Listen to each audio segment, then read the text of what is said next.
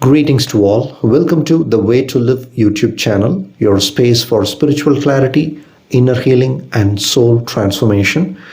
Today, we are going to talk about a question that many people have asked. Do souls really go to dark worlds or fiery worlds after death? A question that often brings both fear and curiosity. Well, some spiritual mediums claim that they communicate with souls who have passed away, including well-known, very famous people.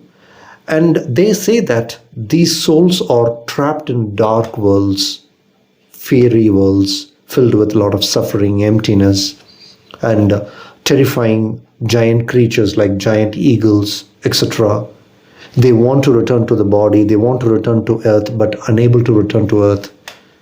When people hear this, they start to wonder, are such worlds really real? Why should a soul suffer so much after death? Why would God create such painful realms? How long would a soul have to stay there? And are our loved ones who have passed away safe and peaceful right now? You see, let's understand these questions deeply without fear, but through true spiritual wisdom. I'll share my perspectives which I have received as a download from my higher dimensional beings. You need to understand one thing very clearly. The nature of existence is safe and loving. That is the first truth we must realize. Existence is completely safe. God means unconditional love. Unconditional love never insists or punishes anyone. And it never resists or rejects any soul. The fundamental frequency of the universe itself is unconditional love. That love sustains everything that exists. Now you may wonder, if existence is love, then how can such dark or fiery worlds appear? Who created them? Are they real places or simply illusions? To answer that, we must first understand what really happens after death. You know, the moment we die, our vibrational frequency raises. We no longer identify ourselves with the body or the mind. We do not identify ourselves as human personalities. The sense of I am, the self-awareness, shifts from body-mind to spirit-body or the light body. From that point onward, we begin to create reality as a spirit in the spirit realm. The outer reality we experience will now align perfectly with our current vibration, and the dimension is what we call the spirit world. While we are humans, we are bound by the dimension called time. We perform actions, good and bad, but we do not always feel the full energetic impact immediately, because whenever we do good or bad, it creates an energetic state within us, and it'll have to get reflected in our reality, because what you put out is what you get back.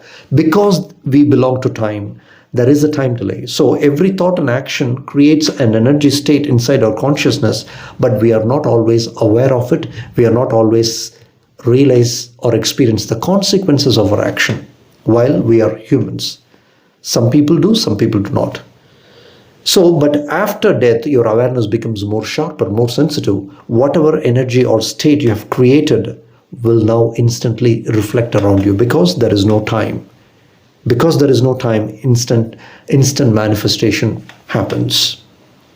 If you have lived a life of goodness, compassion, truth, you will feel the joy, gratitude, and peace that others received through you. That blissful awareness is what the scriptures call the heaven.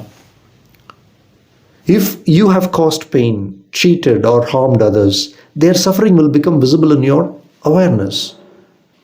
It is not actually a punishment from God. It is simply your own energy reflected back to you. Just like how you stand in front of a mirror. It simply reflects your face. That's why some souls see darkness, fire, or monstrous forms, monstrous eagles or other some creatures in their reality. But these are not places, but simply reflections of their own vibration.